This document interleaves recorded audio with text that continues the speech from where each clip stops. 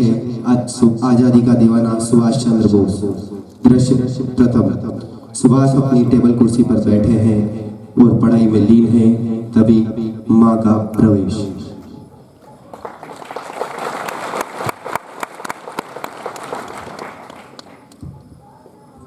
सुभाष, बधाई हो बेटे, तुम्हारे पिताजी ने तुम्हारे विलायत जाकर पढ़ाई करने का इंतजाम कर दिया है। विलायत जाकर पढ़ने का? हाँ बेटे, वह चाहते हैं कि तुम विलायत जाकर आईएएस बनकर आओ और अपने खानदान का नाम रोशन करो। गरीब और कमजोर अपने ही भाइयों पर राज करके कैसे खानदान का रोशन कर सकते हैं माँ?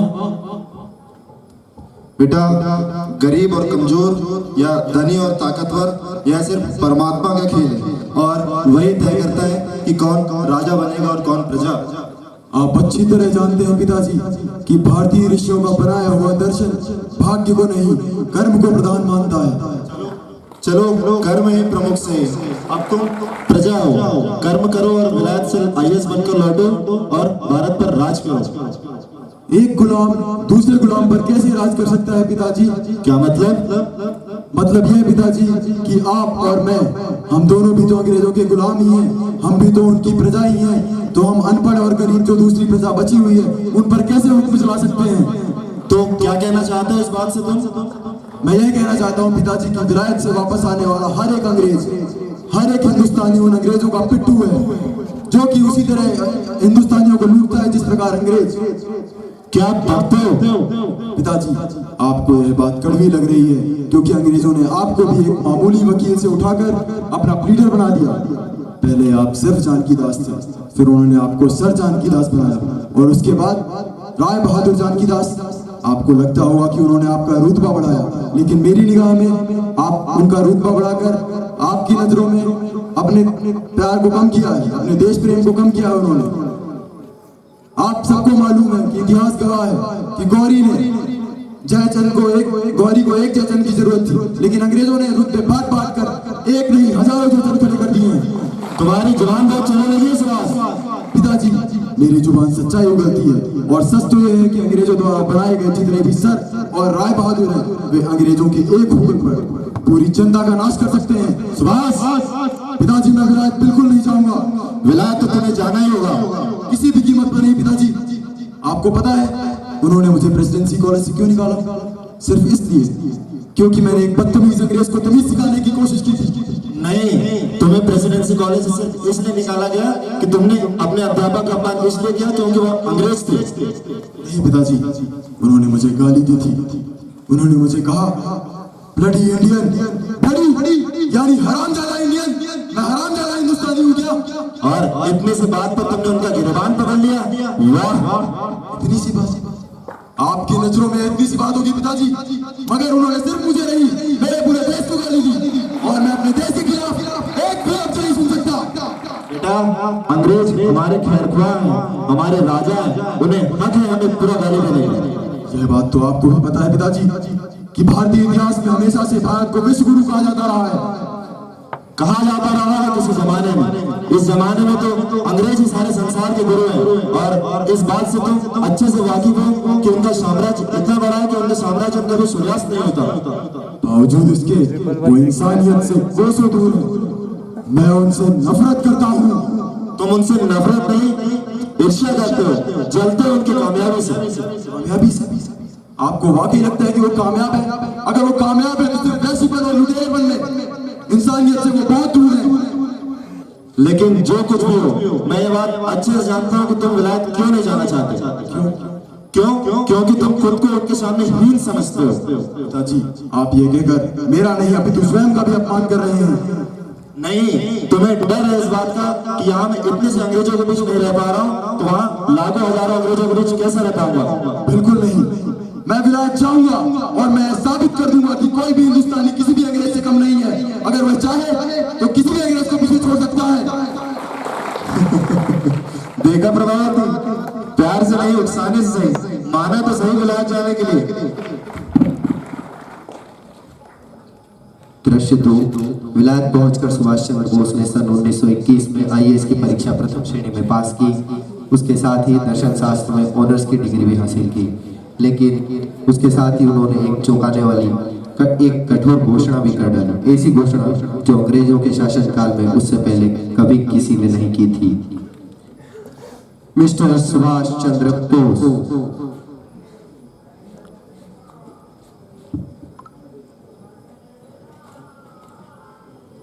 Thank you very much sir. अगर आपकी इजाजत हो तो मैं 2 शब्द कहना चाहूंगा। Why not? Sure.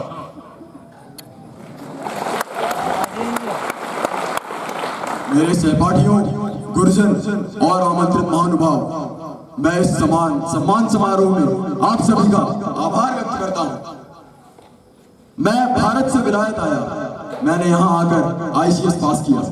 मैं भारत से विलायत इसलिए नहीं आया कि मैं वापस भारत जाकर एक बड़ा अधिकारी बनूं और अपने ही देशवासियों पर शासन करूं। मैं भारत से विलायत इसलिए आया था ताकि मैं अपने पिताजी को यह साबित कर सकूं कि कोई भी हिंदुस्तानी अंग्रेजों से कम नहीं है, क्योंकि वह मानते थे कि मैं यानी हर एक हिंदुस्तानी हर एक अंग्रेज से हर एक मुकाबले में कमजोर है। वह यह मानते थे कि हम अंग्रेजों से मूर्ख एवं निकम्मे हैं। तो मैं उन्हें यह दिखा देना चाहता था कि अगर हम हिंदुस्तानी सोच लें तो हम दुनिया की किसी भी कौम को पीछे छोड़ सकते हैं, चाहे वह साहस में हो चाहे वह बुद्धिमानी में हो। और मुझे गर्व है कि मैं यह साबित कर सका और मैं अपना साहस यहाँ दिखा सका। तो आज मैं अपनी इस IAS की डिग्री को ज्यों का त्यों इस संस्थान को वापस समर्पित करता हूँ। Good bye. मिस्टर सुभाष, आप ऐसा नहीं कर सकता। सर, आज मैं अपना सर ऊंचा कहकर यह कहने की स्थिति में हूँ कि इस संस्थान ने मुझे यह डिग्री मेरे नाम पर लिख कर दी है और मैं इस डिग्री को किसी भी इज्जतदार जगह पर रख सकता हूँ। धन्यवाद। But you are not allowed to retain it. आप इसे वापस नहीं कर सकता। No one is allowed to insult the British. अंग्रेजों को बेइज्जत करने का आप किसी को नहीं। बेइज्जती? आप बेइज्जती की बात करते हैं? आप जो इतने हजारों साल से सैकड़ों साल से हमारे देश को बेइज्जत कर रहे हैं, उसका क्या? उसका जवाब कौन देगा? बकवास बंद। इस गुस्ताखी की सजा जरूर मिलेगी तुम्हें। सजा? आप सिर्फ सजा ही तो देते आ रहे इतने सालों से, और आता ही क्या आप लोगों को? मैं आज ही हिंदुस्तान वापस जा रहा हूँ। Good bye. जय हिंद।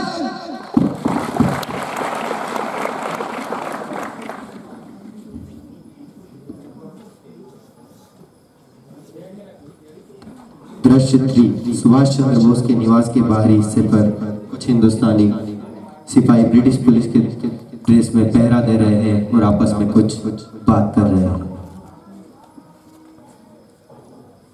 अरे, इस आदमी ने तो हिंदुस्तान की आजादी की लड़ाई में जान डाल दी है। वाकई शेर का बच्चा है। हाँ, जब भी बोलता है रगों में जोश भर जाता है। कई बार तो लगता है मैं ये नौकरी छोड़कर उनके साथ जंग में शामिल हो जाऊं। यार तूने मेरी मन की बात अरे, दरोगा साहब आ रहे हैं। तुम साला पैरा देता है या मस्ती करता है? Sorry sir. बहुत सही।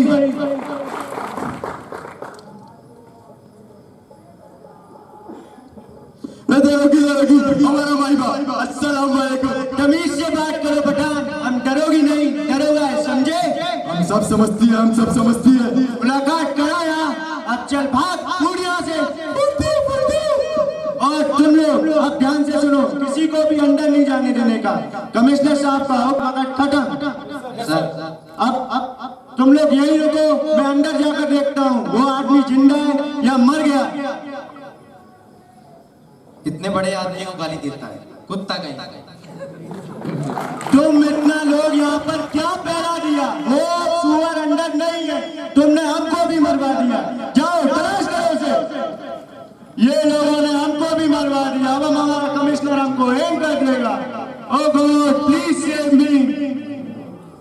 मिस्टर टॉम, ये ड्यूटी करने का कौन सा तरीका है? Mercy, mercy sir, mercy. अब दया भीख मांगता है। सर, वो पठान बनकर आया और हमारी आंखों में धूल झोंक कर चला गया। सर, ब्लडी फेक, तुम सारा ब्रिटिश एम्पायर का नाक खटा दिया, महारानी विक्टोरिया का नाम मिट्टी में मिला दिया। ओह गॉड, अब इंडिया को आजाद होने से कोई नहीं रोक सकता। इस कंट्री में सुभाष चंद्र बोस जैसा महान सैनिक होगा, वह कंट्री ज्यादा दिनों तक गुलाम नहीं हो सकता।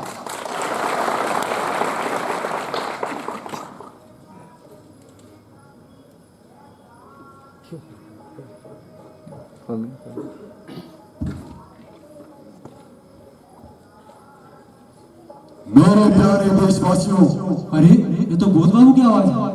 किसी ने रेडियो चला रखा है, उसी से आवाज आ रही है। चुपचाप कान लगा कर सुनो। दुनिया भर में अपनी चालाकी और धोखेबाजी के लिए मशहूर अंग्रेजों की सरकार को धोखा देकर मैं सुभाष चंद्र बोस काबुल और मॉस्को होता हुआ जर्मनिया पहुंचा हूं। यहाँ पर आज मैं हिटलर का मेहमान हूं। मैंने दुनिया को दिखा दिया है कि हम हिंदुस्तानी अंग्रेजों से दिल भर भी किसी बात में कम नहीं है, और इसीलिए यहाँ से अपने देश की आजादी के लिए मैं अंग्रेज सरकार के खिलाफ फौजी लड़ाई का ऐलान करता हूँ। मेरे प्यारे देशवासियों, आजादी भीख की तरह मांगने से नहीं मिला करती, उसे लड़कर छीनना होता है, और हम उसे वैसे ही छीन कर रहेंगे। हमने आजाद हिंद फौज का गठन किया है। इस फौज के सिपाही की शक्ल में तुम मुझे खून दो, मैं तुम्हें आजादी दूंगा। वंदे मातरम, जय हिंद। सुभाष चंद्र बोस ने भारत देश की आजादी में एक महत्वपूर्ण योगदान दिया, जिसमें आजाद हिंद फौज की स्थापना कर इस देश की आजादी में एक महत्वपूर्ण योगदान